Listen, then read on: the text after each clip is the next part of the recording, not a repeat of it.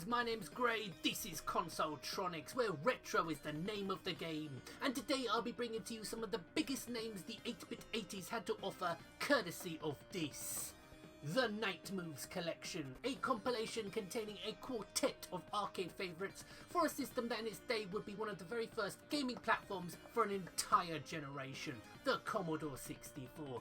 Now, I never owned a Commodore 64 growing up, as I had a Commodore Plus 4, or as my Commodore 64 owning friends at school used to refer to it as, the Commodore Minus 60. Now, the home micro scene is something I want to cover more often on this channel, and not just the Commodore 64 either, but Spectrum, Amstrad and even Amiga and ST. But before we get ahead of ourselves, let's take a look at what we have here. And first up, we're going to try a game I played extensively on the 16-bit Sega Mega Drive, so I'm really curious to see it running on the Commodore 64.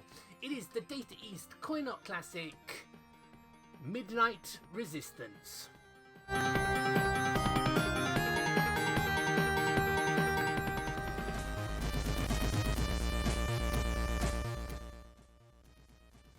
Well now, don't I feel silly? Having been greatly underwhelmed with the Hollywood collection for the Commodore Amiga that I looked at a few videos back, I went into this game very much thinking the worst. But paddle my posterior, I'm actually impressed. The music is catchy, the graphics are smooth and well animated, it's a little floaty if that makes any sense, as up is jump to compensate for the single fire button, so it can be fiddly at first. But I have to say, it's a bright start for the Night Moves collection, as Midnight Resistance for the Commodore 64 is a cracker. True, it pales when placed alongside the Mega Drive version, but that's to be expected. But overall, it's a surprisingly enjoyable conversion of the run and gun classic in its own right.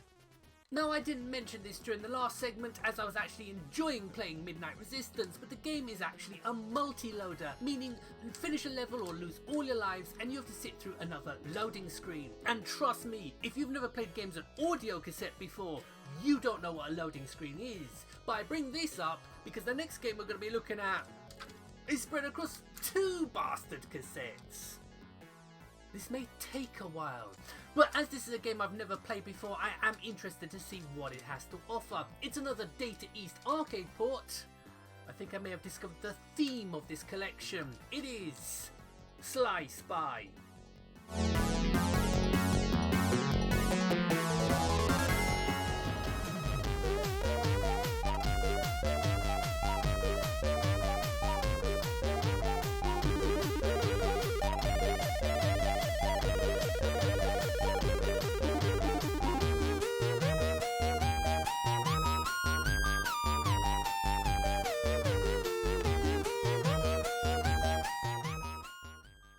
Multi-loader or not, I suppose I should be grateful the game loaded at all. If I had a penny for every cassette game I've tried to load that didn't work over the years, I'd have £8.46.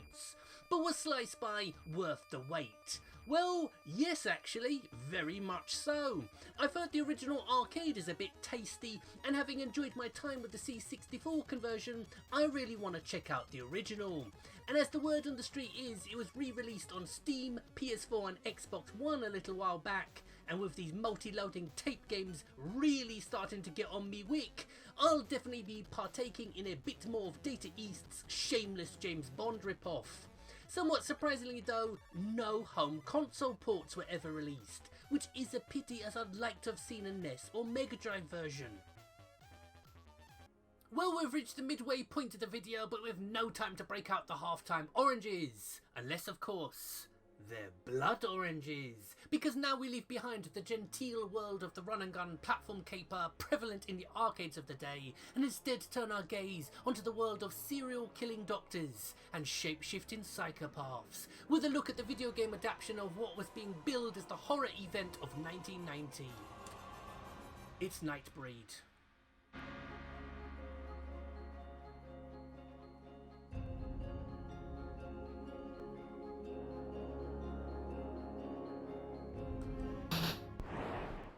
For those of you not familiar with long defunct British distributor Ocean, they were infamous for their many ropey licensed games. And here's another to add to the wall of shame. Nightbreed, a game most of you have very likely never heard of, let alone played, because I doubt very much if this game was ever released outside of Europe. But having now played it myself, that may have been a blessing for those of you in the new world. Based on Clive Barker's big screen follow-up to Hellraiser, Nightbreed was supposed to be a big hit. It wasn't. In fact, you'd struggle to find a bigger turkey outside of Christmas, and is best remembered by cult movie patrons for David Cronenberg's portrayal of the masked villain Decker, as well as its soundtrack provided by Danny Elfman. But compared to this 8-bit bile, the movie is like Citizen Kane in comparison. Seriously, if anyone watching owned this as a kid, leave a comment and let me know. Is it really as bad as I'm making it look? Despite being based on a horror movie, the scariest thing about Nightbreed on the Commodore 64 is it's actually more playable and atmospheric than the 16-bit Commodore Amiga version. If you can believe that. But let's put aside all that gothic nonsense and macabre posturing and instead look at a genre close to my heart, the ninja game. And while there's been no shortage of shinobi starring action games, one title, even many decades after its release, is still considered the industry standard for everything Shadow Warrior.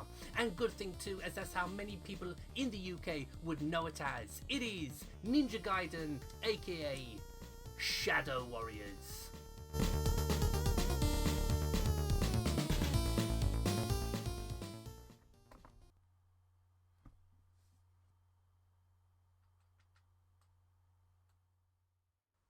Japanese developers Tecmo never achieved the same level of fan adulation that contemporaries like Capcom, Konami or even Data East enjoyed, despite releasing some of the most fondly remembered games of the 8 to 32-bit eras and beyond. From arcade gems like Rygar to the Fatal Frame aka Project Zero survival horror series or their most successful franchise, Dead or Alive.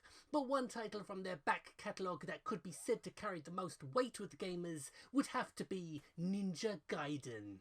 Originally an arcade hit before its more well-known NES adaptation, what most people are unaware of, however, is exactly how many systems also had ports. I mean, it popped up on the Master System and Atari Lynx, for Christ's sake. And while it would be grossly unfair of me to compare other versions to this, the Commodore 64 port of the arcade game, but to be honest, I'd rather jam knitting needles into my eyes than play this dull as ditchwater game a moment longer.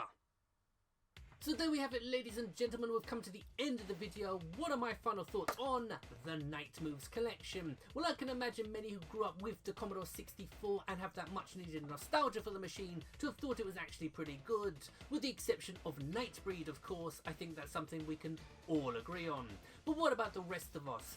Those of us who grew up on console, is there anything contained within that could possibly tempt us? Well, both Midnight Resistance and Sly Spy were indeed above average, but that's about it. And while I've always considered the Commodore 64 to have been an excellent machine in its day, with a vast library of top-notch software, you won't find much of that in this. So, what did you guys think of the video? Do you want to see me do more videos like this where I step outside of my comfort zone? Or are you happy just to see me do what I do best? Or whatever that is. So, my name's Gray, this is Consoletronix. Lots more videos coming your way very soon, so please like, share, comment and subscribe and all of that other good stuff.